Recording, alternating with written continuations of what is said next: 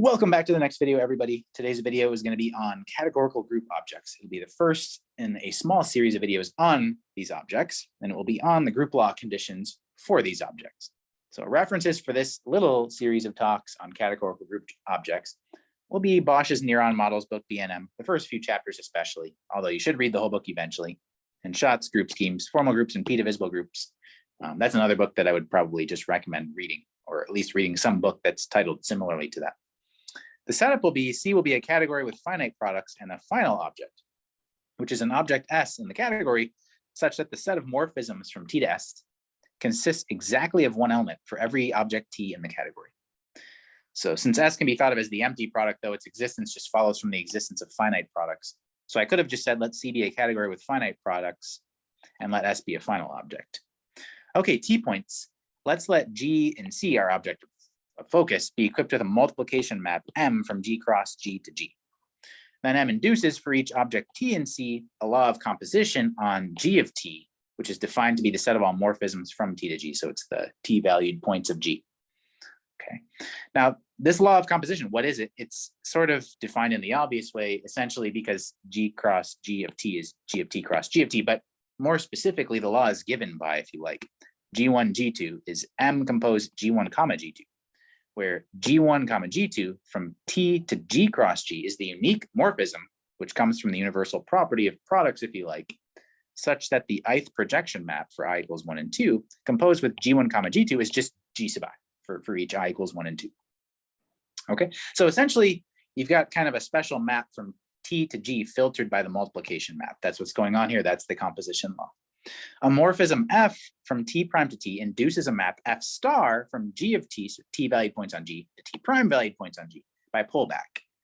What I mean by pullback is F star of G is just G compose F. You're pulling back through the map F. And this map preserves our law of composition. What I mean by that is, it's easy to check. F star of G1, G2 is F star of G1, F star of G2. Okay, all of this to say, this whole discussion is to say that the map T, the map that sends T to G of T is a contravariant functor from C to the category of magmas, where a magma is a set with a law of composition. That's a very concise way of summarizing this entire discussion, essentially. Okay, I'm going to leave the next slides as exercises for you to check. So associativity. G of T is associative, meaning its operation is associative, for all T, if and only if PR1 compose PR2 all compose PR3 equals PR1 compose PR2 compose PR3 in G of G cross G cross G. So in the G cross G cross G valued points of G, essentially. If you don't like that, although I think that's pretty natural, G of T is associative for all T if and only if the following diagram continues. So we have G cross G all cross G equals G cross the categorical object G cross G. We have the map ID cross M from there to G cross G, and then we have multiplication M from there to G. It better be the case that M compose ID cross M is the same as M compose M cross ID, basically. So going down on the left here, we have a map multiplication cross ID, identity, and then we have the multiplication map from G cross G to G. This is just the usual associativity property of group laws written map theoretically, essentially.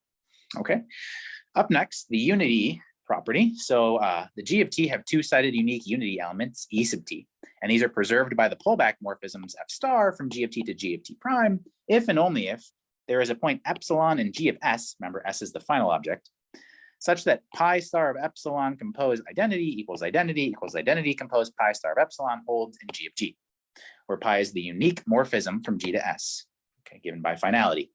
That is, the G of T have two-sided unique unity elements E sub T preserved by pullback morphisms if and only if the following diagram and its diagonal triangles here commute.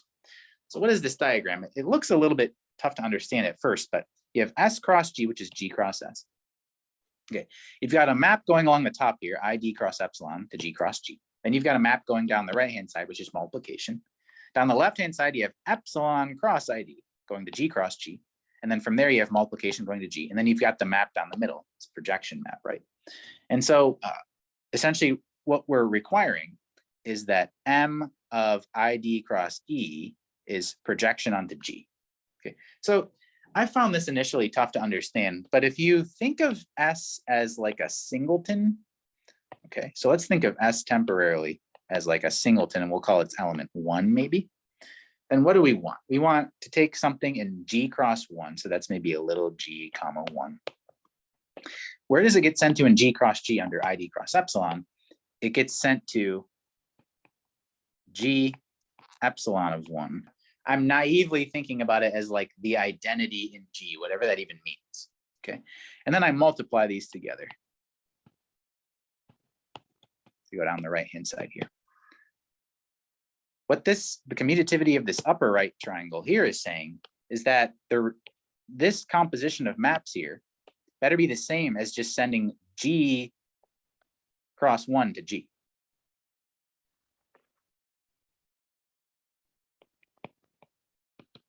And so you kind of now see why this is called the unity axiom. We're basically saying G is G times epsilon of 1, you see, which is exactly what you would expect in a group.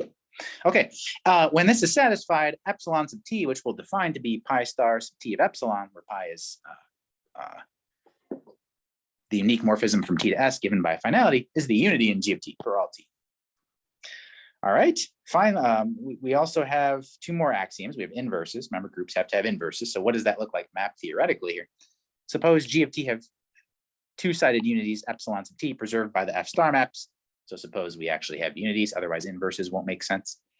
Then every element G in G of t has a left inverse for every t if and only if ID in G of G has a left inverse in G of G. Okay, that might be a little bit surprising to you. Diagram theoretically, what this is saying is that every G in big G of t has a left inverse for every t if and only if there exists an element which we'll call inv in G of G, which happens if and only if the following diagram commutes. Okay, so this one's a little bit easier to understand, I think. So you have the diagonal map delta from G to G cross G. So that sends G to G comma G. Then you have inv cross ID.